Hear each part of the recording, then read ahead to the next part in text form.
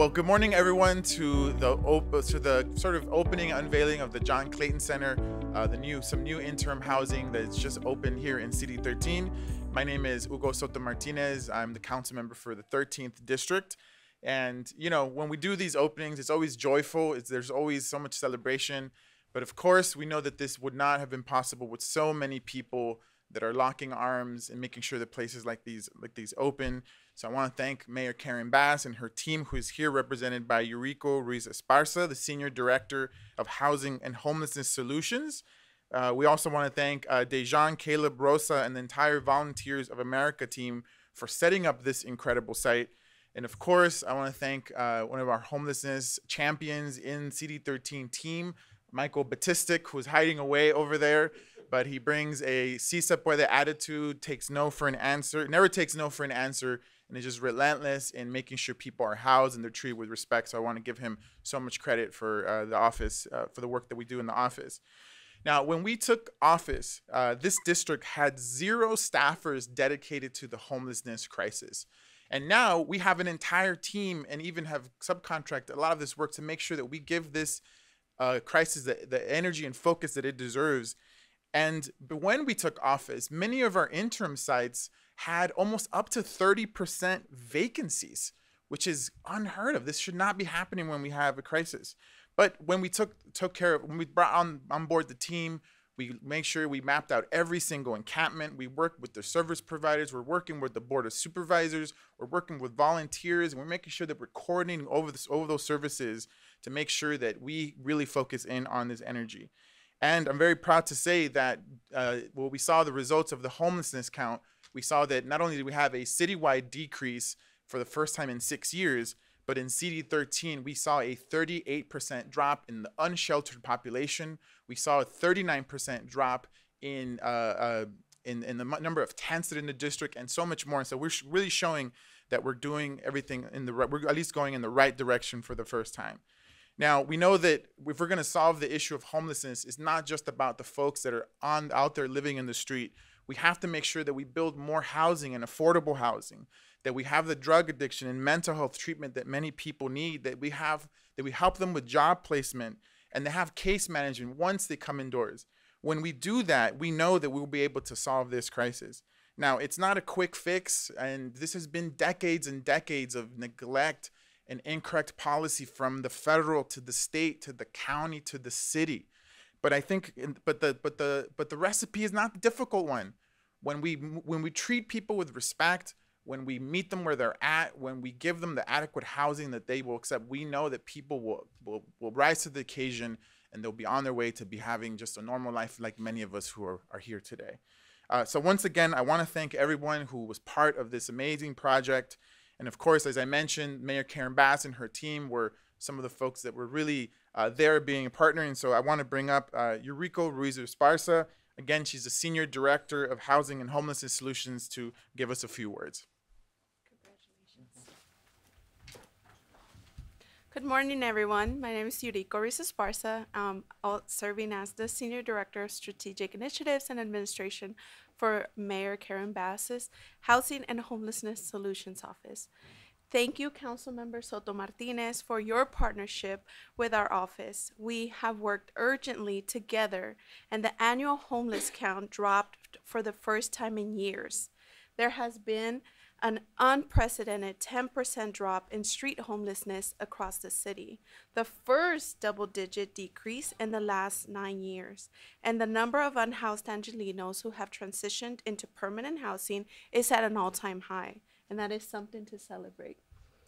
This is a big milestone, and we are committed to urgently continuing this momentum, because this is what the moment in time requires. Thank you to your leadership and the dedication of your homeless team. This interim housing site will help us continue this work to save lives by bringing people inside and connecting them with the services onto a path towards permanent housing is what is required. So thank you all for being here today and for this wonderful achievement in your district. Congratulations. Yeah, thank you so much, Eurico. As I've mentioned, this would not have been possible without the amazing mayor and her team, but this also would not be possible without folks from Volunteers of America. This interim housing site is going to be 52 new beds that will be available for our district, which is a 13% increase above what we already have. So in total, we'll have over 450 beds that our office will be able to utilize to make sure that folks come indoors. And so to speak from Volunteers of America, I'd like to invite up here Jan Kelly, who is a program supervisor with Volunteers for America. Good morning, everybody. My name is Jan Kelly, Marine Corps veteran and program supervisor of the Jan Clayton Center. Through VOA's mission of encouraging positive development, promoting self-sufficiency, and fostering independence, this location is going to be a change in many people's lives because we offer case management, 3 warm meals a day, hot shower, and a safe place for them to sleep. We also have case management on site, allow them to look for housing and help them getting any identification or personal identifying documents they may need so they can get permanent housing. We also add mental health and addiction treatment that is readily available for our participants. Since being open, we've had many participants come and find their safety and ability to just have a decent night's sleep and wake up in the morning to go to work and have time to go see their families that they haven't seen in years because they've been in the streets. And it's been a great joy for me to be able to see that every day and talk to my participants and get to know them and see where they come from so I can help them get to the next step of their journey. I started off helping homeless veterans when I first got into this world about 4 years ago. And I decided I needed to make a bigger impact in a larger population. And I decided to start working for Volunteers of America from there. And it's been amazing and one of the best things I've been able to do because I feel like the unhoused deserve any second chance or any chance that they can have so that they can be better and to make a better life for themselves. That's it. Thank you for my time. Thank you so much, Dejan, and thank you for your service and also contributing back to, we know a lot of folks who are living on the street are former veterans, and so we need to give them the attention that they deserve. And I think the other great thing is that we have to humanize this issue. Oftentimes we hear these, terrible narratives about people refusing to be housed, that folks are just out there and they want to live out in the streets, and that is absolutely false. We have found that when folks are given the opportunity through Inside Safe or interim housing sites, over 98% of the folks accept that housing. Folks are just waiting and they're eager to come indoors. And so we want to humanize this subject. I want to bring up Frank Zagado, who has been living in the streets for decades and is very happy to be indoors. So without further ado, Frank, if you could just grace us with your words. Morning, everybody. My name is Frank Salgado.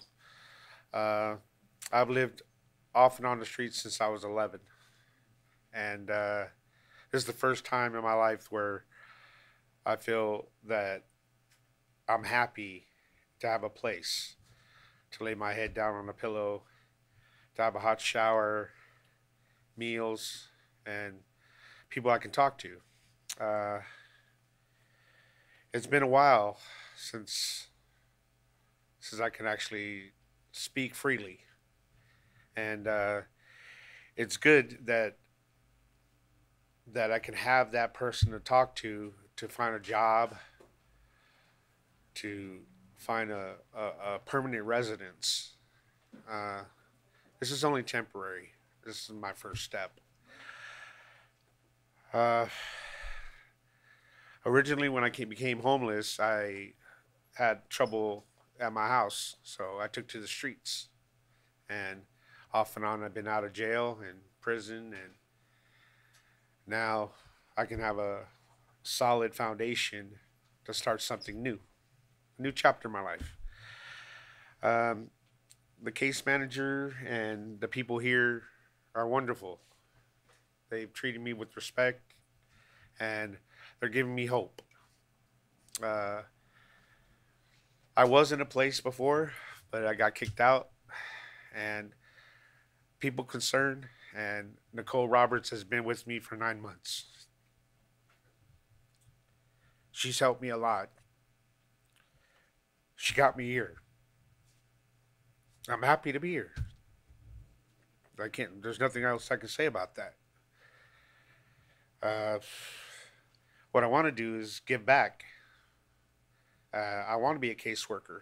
I want to help other homeless people, you know, just provide more and just give in myself.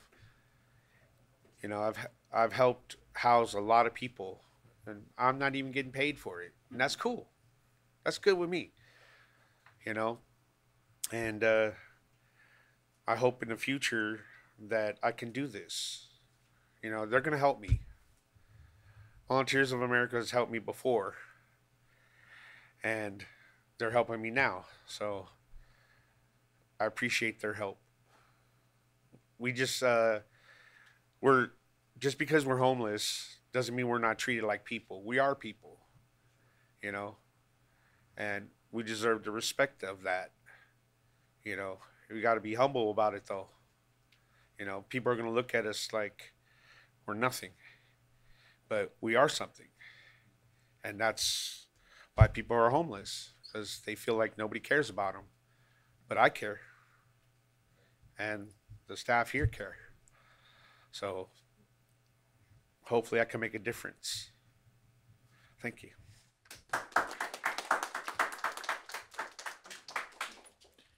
Thank you so much, Frank, and I hope, you know, we do care. We do care, and your story is powerful. Your story will move people, and I know that, you know, we're finally moving in the right direction, but your story is incredibly powerful, and thank you so much for sharing that. Next up, I'd like to bring up Samantha Jaco, who has been living in the street for many years now, but is a resident here. Again, like many folks here, you know, it took a community to get to this place, and so I want to bring up Samantha so she can share her story. Muy buenos días o buenas tardes a todos. Mi nombre es Samantha y tengo 7 años de vivir en la calle y pues encontré este lugar y me siento emocionado, me siento nervioso porque tenía 7 años de no agarrar shower, de no agarrar una pillow, una cama, de no sentirme seguro, ya que pues por mi orientación sexual he sufrido mucho en la calle, ¿me entiendes? Con los cholos, me han golpeado, la policía nos ha tratado a veces que nos quitemos de los lugares donde estamos y mi primera vez que estoy en la calle y yo no estoy por drogas, yo estoy por violencia doméstica. En 2016 mi pareja trató de matarme en la montaña de Pasadena, me abrió el cuello, me quebró los pies, las manos y estuve en coma en el hospital 1 mes.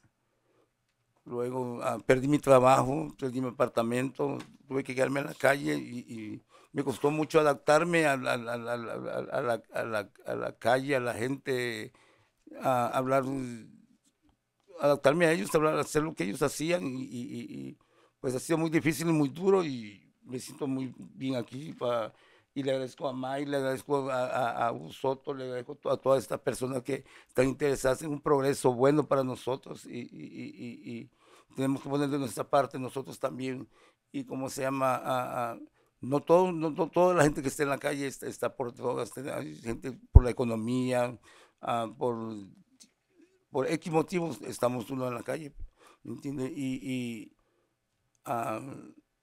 Lo que me gusta aquí que el personal son jóvenes, el personal administrativo y tienen una comunicación, nos escuchan.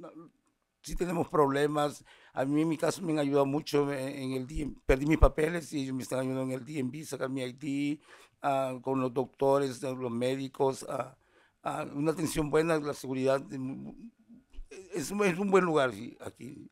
Ellos se preocupan que nosotros tengamos un progreso bueno y pues ahí estamos y estamos entre nosotros, de nosotros poner nuestra parte. Y en esto que, ¿cómo se llama? Mi futuro es agarrar mi apartamento, agarrar un buen trabajo y seguir adelante. no ver para atrás y agradecerle a todos ustedes que de verdad están interesados no en mí, sino que en muchas personas que vivimos en la calle. Y pues es todo y muchas gracias.